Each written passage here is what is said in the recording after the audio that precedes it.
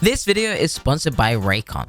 It's common knowledge that I have a book collection almost as large as my ego, and I'm constantly visiting my local libraries in search of a new niche book to brag about discovering. But what's less known is that I could never manage to read anywhere close to as many books as I do without my Raycon everyday earbuds. I love using them to listen to the Trash Taste podcast when I'm reading a book, working out in the gym, or even while I was editing this video. Allow me to tell you a little bit more about why. Raycons offer true high quality audio at half the price of the other premium brands on the market and boast 8 hours of playtime with a 32-hour battery life, meaning you can rest easy knowing they'll be ready for use when you need them most. But when it comes to an introvert like myself, the Raycon Everyday Earbuds offer some features that stand above the rest as my favorite features. The ones that make them a no-brainer. The first of which being the 3 customizable sound profiles, Pure for podcasts, Balanced for a wide set of music, and Bass for your average Yeezus-type hip-hop album, providing you the choice to experience music and media as you wish. The second feature though is truly something else. The noise isolation these earbuds offer allow me the freedom to close myself off from the rest of the world and immerse myself in reading something like Chris Broad's Abroad in Japan. Music scholars, like myself, use Raycon Everyday Earbuds every day. And you can too if you go to the description below or go to buyraycon.com/Harley to get 20% off your Raycon purchase plus free shipping. Thank you to Raycon for sponsoring the channel. Back to the video. Crash Bandicoot is the cover character behind Naughty Dog's 1996 game bearing the same name. While you may know Naughty Dog is the studio behind the incredible games The Last of Us Remastered, or The Last of Us Part 1, back in the 90s, they were known for a much more simple franchise. Crash Bandicoot.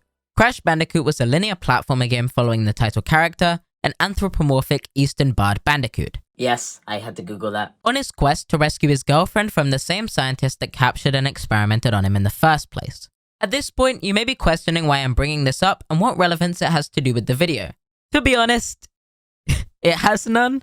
Which is why it's so strange that Smash Bandicoot chose to use Crash Bandicoot's iconography in the first place. When I started researching this video, I hoped that there was some story behind it, but all it amounts to is him remixing Crash Bandicoot music at the start of his career. For those who don't know, Smash Bandicoot is a failed YouTuber turned serial harasser with a shocking amount of free time. As I learned back in March of 2023, when he turned his focus from harassing YouTuber and friend of the channel Cartoonshi to me, and created over 100 accounts on just Discord alone within a few weeks to spam my Discord server and every member involved's DMs with gore, explicit content, and death threats. This guy is on the crack pipe. If you've ever searched HarleyTBS on Twitter and discovered that there are like 20 fake accounts, that's why. These are my only real accounts, by the way. Make sure to follow them so you know when a post is from me and not this guy. Anyway, I know you're probably looking for one video to summarize basically everything from the birth of this guy to the termination of his channel and why my dumbass appeared in the newest Moist Critical video. So for your sake, I'd like to go back to over 3 years ago when Cartoonshi had his first run-in with Smash Bandicoot and provide a summary on how it led to this moment. Smash Bandicoot is a pain in the ass.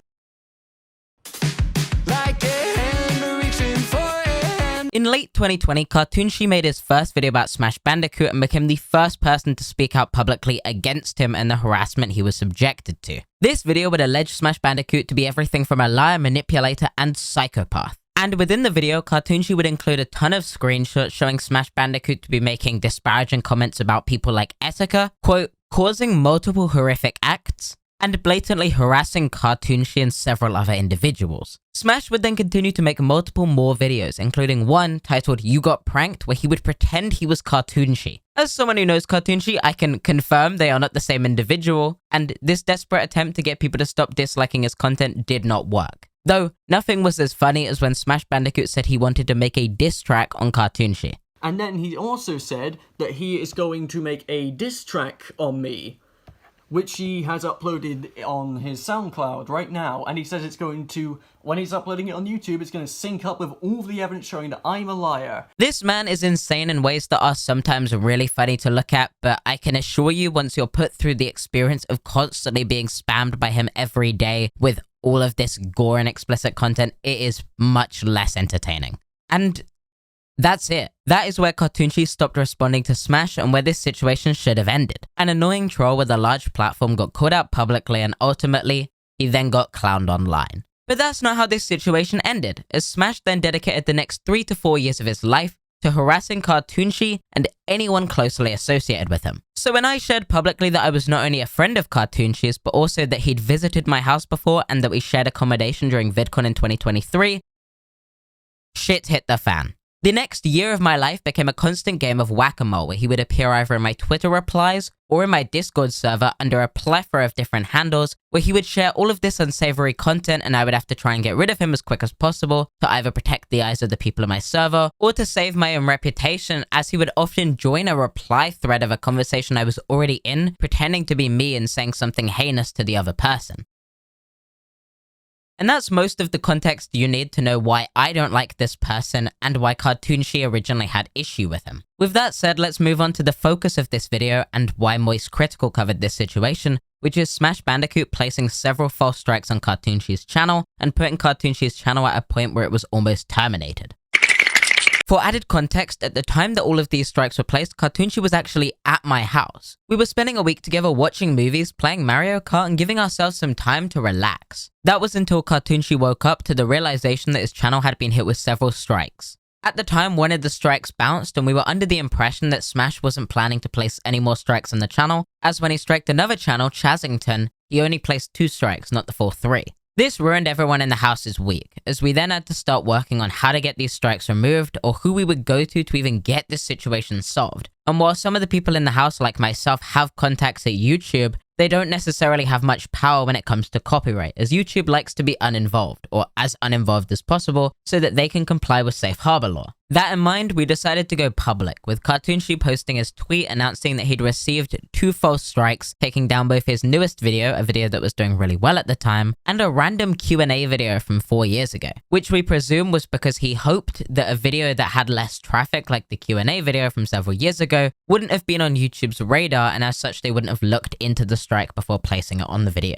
To absolutely nobody's surprise, YouTube did not provide an adequate response in the time we expected, with them only providing automated responses to the tweets about this, or saying that they couldn't actually do anything to solve the problem, and that Cartoonchi would have to go through YouTube's legal system. A system that, I remind you, requires you to dox yourself to the other party involved so that you can appeal the strike, giving a person who, once again I remind you, is a serial harasser and has threatened to harm Cartoonchi all the information he would need to make his life a living hell. Then, in the early hours of the following day, Cartoonchi would receive a 3rd strike on his channel, with YouTube officially notifying him via email that his channel would be deleted within 7 days, and he would be given no opportunity to actually fight this if he went through YouTube's system without doxing himself. At this point, it was safe to say that our weekend was ruined and Cartoonchi's livelihood was at stake. In this position, we were left with one choice, which was to make ourselves as much of a problem and as loud as possible in the hopes that YouTube would do their best to help,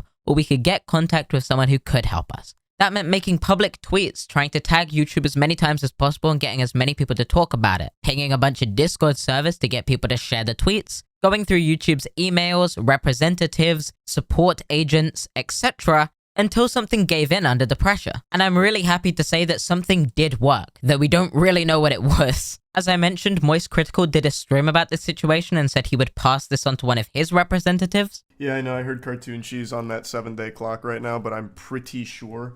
Like, this same thing happened to, God, what was the name of that loser that did this exact same thing to another couple of channels? And then the other channels, like, right before their 7-day termination got it fixed. YouTube has done pretty well in recent time with this kind of garbage, so I'm pretty confident he won't lose the channel, but I'll send it as well, just in case. And across all these avenues, we had a ton of different responses from YouTube, either saying they were looking into it, or that they couldn't do anything, or that they would get back to us. This ultimately led to one of the strikes being removed, and at this point we were practically celebrating over the fact that not only was this harasser finally getting his day where everyone in the public knew who he was and was rightfully calling him out, but also that Cartoonshi's channel was no longer on the line for termination. And that's when we got even better news. Smash Bandicoot's channel was terminated, presumably for placing several false strikes, with the rest of the strikes on Cartoonshi's channel also being removed. Finally, the people who've had to deal with Smash Bandicoot's harassment for years have had some recourse, in that YouTube has seen them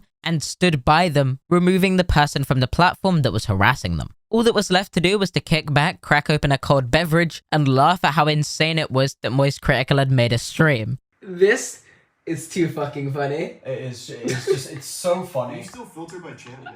Until Charlie went as far as to make a video on Smash Bandicoot, which now sits at 2 million views. And in this video, Charlie brought up an example of YouTube trying to actually punish people who abuse this system by taking them to court and suing them for a ton of money. I've mentioned this case a couple times over the last few years, but in 2019, they absolutely teed off of a fucking douchebag's face for this type of copyright strike abusing.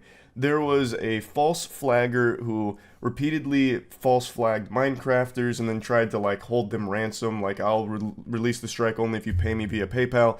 YouTube actually took him to court and slapped him with $25K right to the goddamn noggin. They took him over his knee, spanked his cheeks red with discipline, and kind of put the kibosh on that with an exclamation point, really.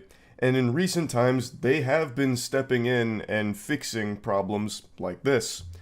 And I'm happy to say they did just that. So Cartoonshi made a post today talking about how the strikes are disappearing. And honestly, I hope Smash faces the same consequences. Everyone knows who Smash Bandicoot is now, and I would like to believe that he will never be able to get away with doing something like this again. And while I've seen Smash continue to make accounts to try and harass me in the following days, to me, we've had our victory, and for now I can sit back and celebrate. Thank you to everyone involved who brought attention to this situation, and thank you to YouTube who actually took action to remove his platform. And with that being said, thank you to you for watching this video. I've been HarleyTBS. Feel free to check out my other social media in the description down below. Make sure to check out the sponsor of today's video, Raycon, at the link in the description down below, or at buyraycon.com/HarleyTBS for 20% off your order with free shipping. And with that being said, I'll see you next time.